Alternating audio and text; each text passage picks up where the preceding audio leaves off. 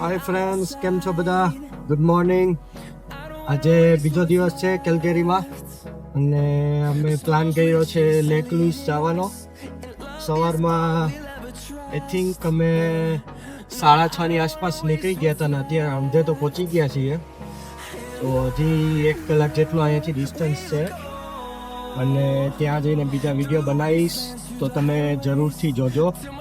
બહુ જ મસ્ત જગ્યા છે, પણ મને લાગે પાણી તો બધું ફ્રી જ થઈ ગયું હશે, એટલે જોઈએ કેવો લુક મળે છે. રસ્તાની કન્ડિશન તમે જોઈ શકો છો, આજુબાજુમાં બધા માઉન્ટેન્સ છે, એમાં બહુ બધા અત્યારે વાદળા છવાઈ ગયા છે અને હમણાં 2 દિવસ પહેલાં બહુ વધારે પડતો સ્નો પડ્યો હતો, એટલે હજુ કેવું કે સ્નો જેવું વાતાવરણ તો છે જ.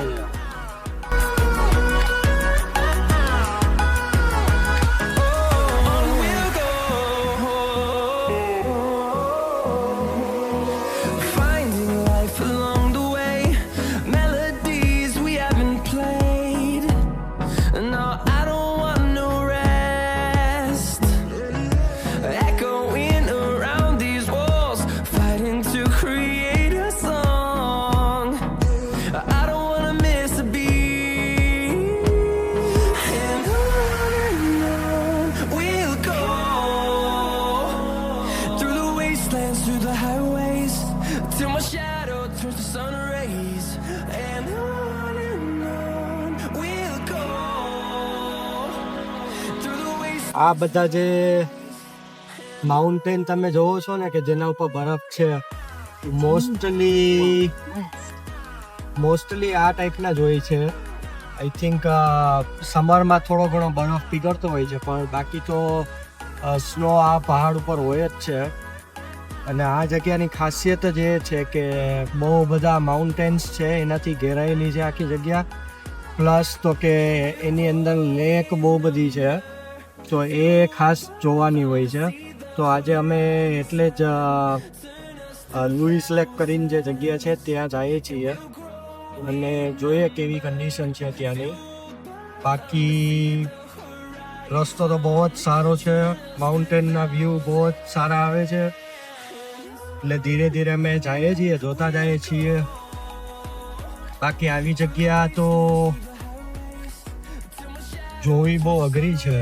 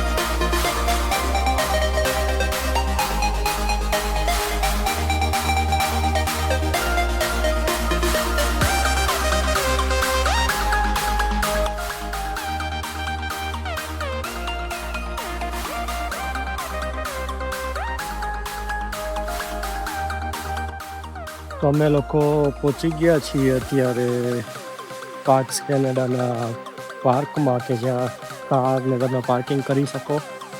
અને પછી અહીંયાથી બસ લઈને જવાનું છે લેક લુઈસ. આ ટાઈપની બધી શટલ બસ હોય છે કે જેમાં તમે બેસીને લેક લુઈસ જઈ શકો છો.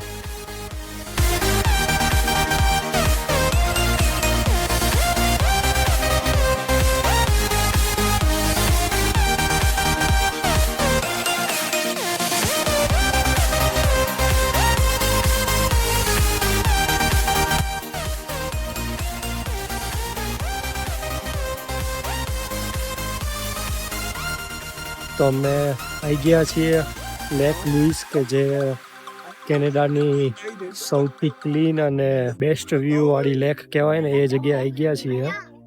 અત્યારે અહીંયા બહુ જ ઠંડી છે અને ઓલમોસ્ટ આઈ થિંક -10માં ટેમ્પરેચર છે. મેં પાછળની સાઈડ જોઈ શકો છો કે જે પહાડ છે એની હાઈટ ઓલમોસ્ટ 1750 મીટર જેટલી છે અને મોસ્ટલી બારે માસ અહીંયા બરફ હોય છે. અને અહીંયાનું જે વોટર જે છે ને એ તમે જોઈ શકો છો કેટલું ક્રિસ્ટલ ક્લિયર છે. ત્યાં સામેની સાઈડ એક કેનો રાઈડ પણ તમે લઈ શકો છો બોટિંગ માટે, કે જે તમે ત્યાં લાસ્ટ સુધી જઈ શકો છો, તમે જાતે પણ કરી શકો છો. તો બહુ જ સારો નજારો છે, અદ્ભુત.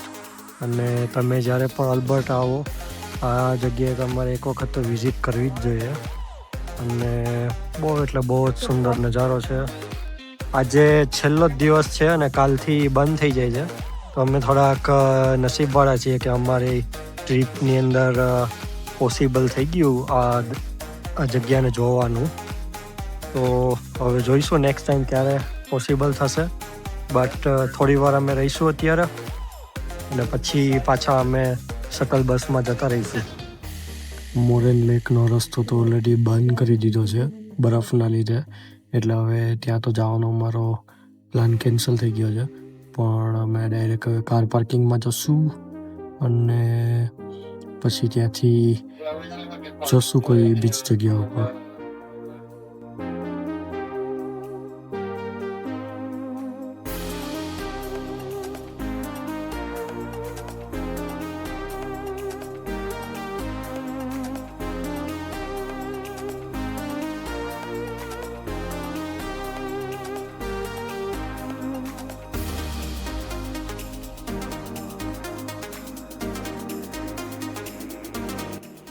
તો હવે અમે જઈએ છીએ એમિરાલ્ડ લેક, કે જે બ્રિટિશ કોલંબિયાની બાઉન્ડ્રી ઉપર આવી છે. અને એ લુઈસ લેકથી થાય છે ઓલમોસ્ટ 45 મિનિટ્સ જેટલું. તો ત્યાં થોડી વાર અમે જઈને ટાઈમ સ્પેન્ડ કરશું અને ત્યાંથી પછી અમે પાછા જતા રહીશું કાલગેરી.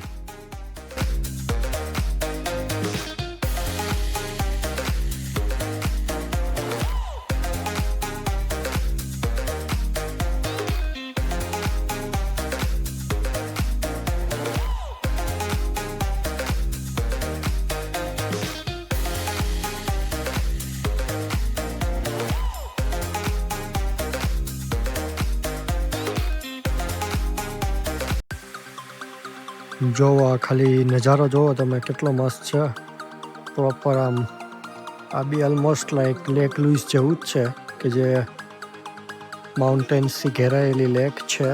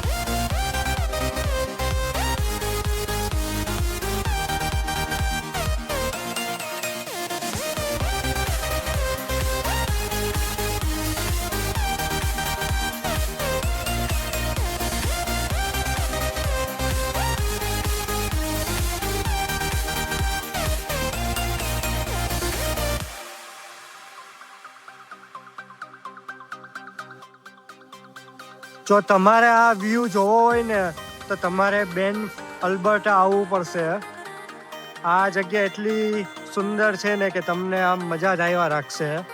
અને ખાસ કરીને ઓક્ટોબર શરૂઆતની અંદર આવશો ને તો વધારે મજા આવશે, કારણ કે સ્નોની એટલી બધી શરૂઆત નહીં થઈ હોય.